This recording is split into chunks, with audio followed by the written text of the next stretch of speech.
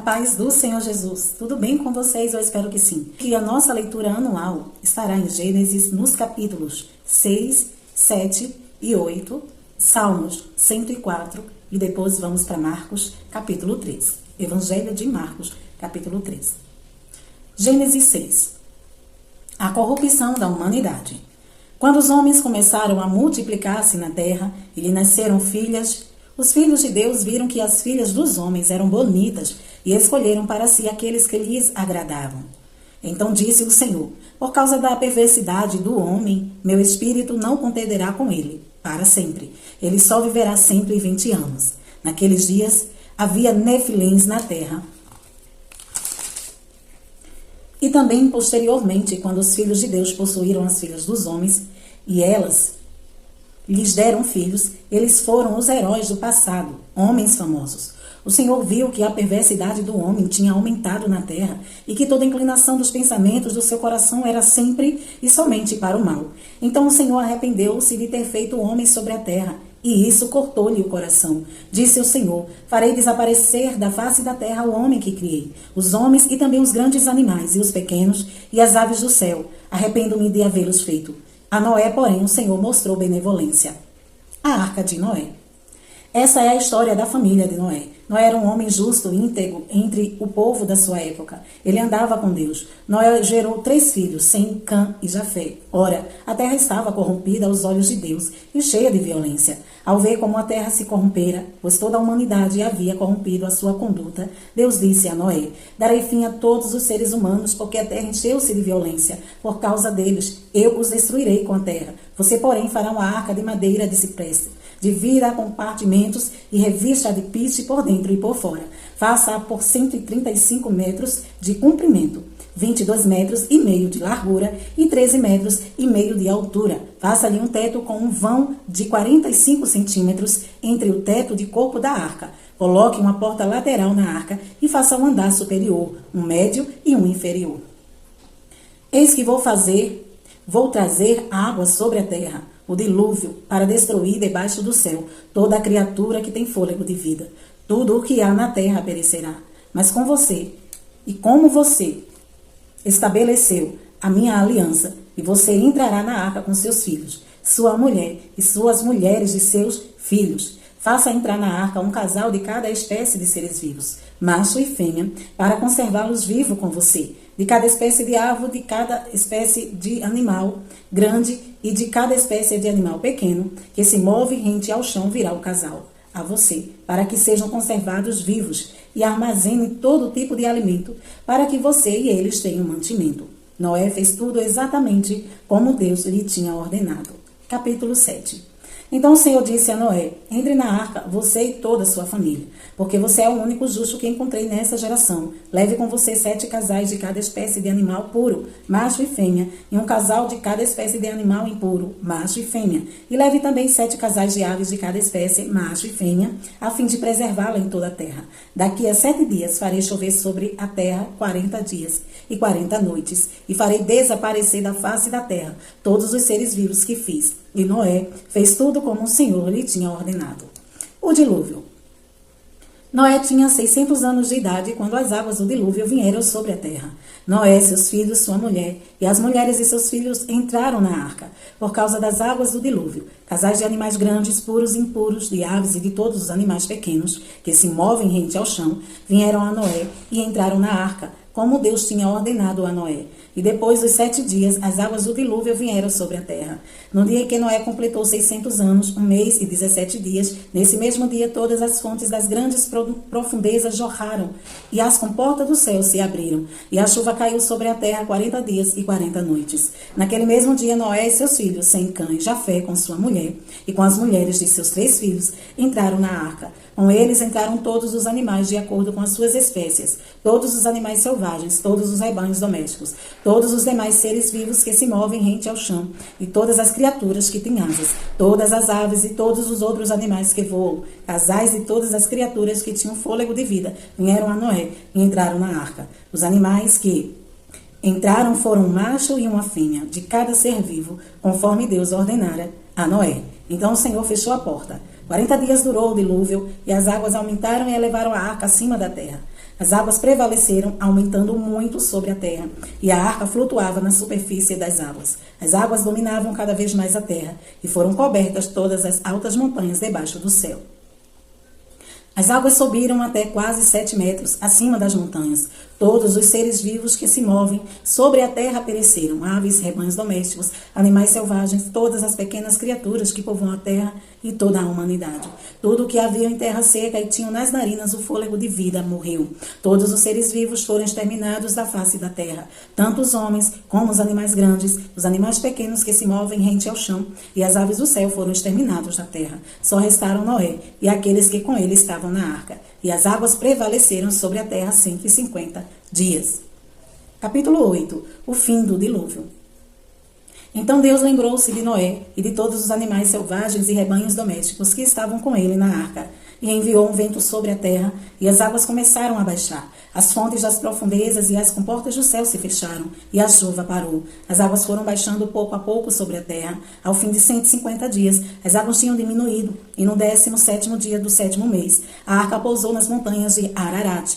As águas continuavam a baixar até o 10º mês, e o primeiro dia do 10º mês apareceram os topos das montanhas. Passados 40 dias, Noé abriu a janela que fizera na arca.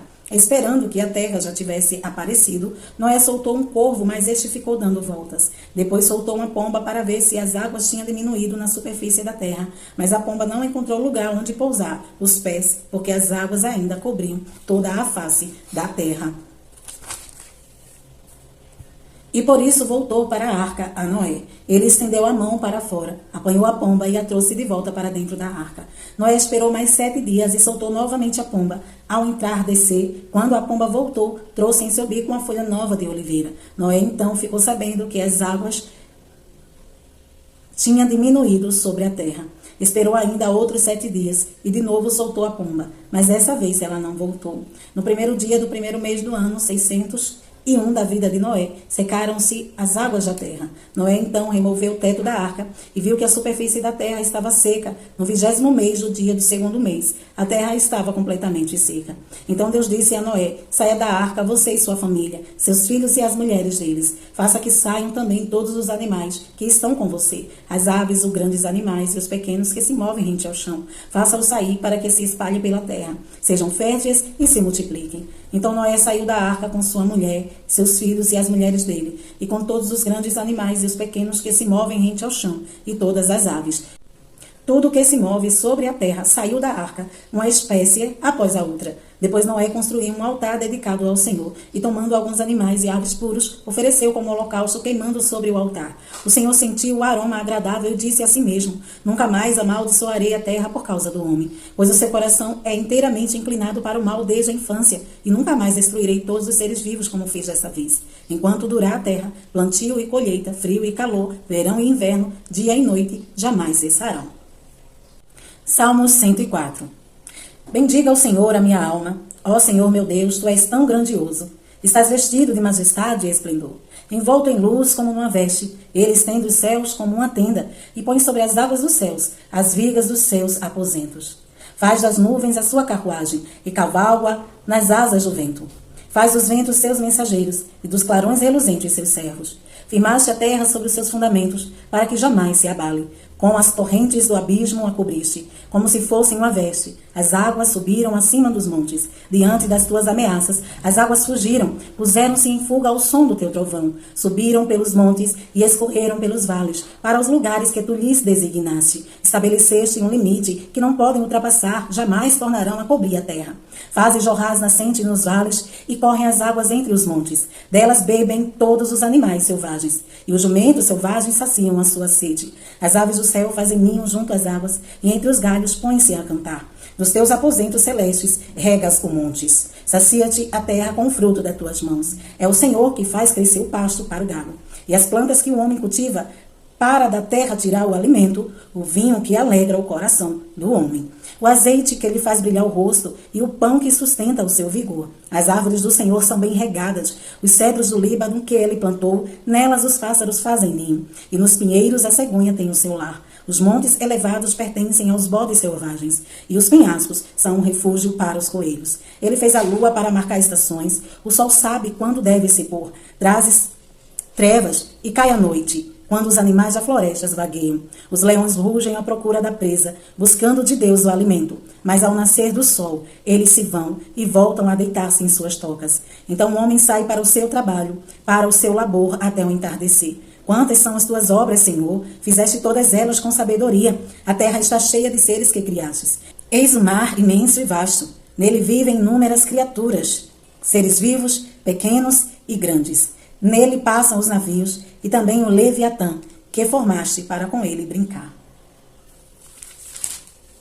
Todos eles dirigem seu olhar a ti, esperando que lhe deis o alimento no tempo certo. Tu lhes dás e eles o recolhem. Abres a tua mão e saciam-se de coisas boas. Quando esconde o rosto, entram em pânico. Quando lhe retira o fôlego, morrem e voltam ao pó. Quando sopras o teu fôlego, eles são criados e renovas a face da terra. Perdure para sempre a glória do Senhor. Alegre-se o Senhor em seus feitos. Ele olha para a terra e ela treme. Toca os montes e eles fumegam. Cantarei ao Senhor toda a minha vida. Louvarei ao meu Deus enquanto eu viver. Seja-lhe agradável a minha meditação. Pois no Senhor tenho alegria. Sejam os pecadores eliminados da terra e deixe de existir os ímpios. Bendiga ao Senhor a minha alma. Aleluia.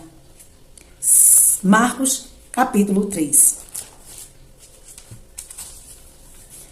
Noutra ocasião, ele entrou na sinagoga e estava ali um homem com uma das mãos atrofiada. Alguns deles estavam procurando um motivo para acusar Jesus, por isso observavam atentamente, para ver se ele iria curá-lo no sábado. Jesus disse ao homem da mão atrofiada: levante-se e venha para o meio. Depois Jesus lhe perguntou: o que é permitido fazer no sábado? O bem ou o mal? Salvar a vida ou matar? Mas eles permaneceram em silêncio.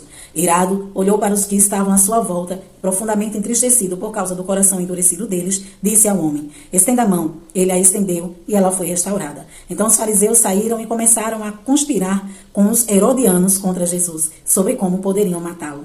Jesus é procurado por uma multidão.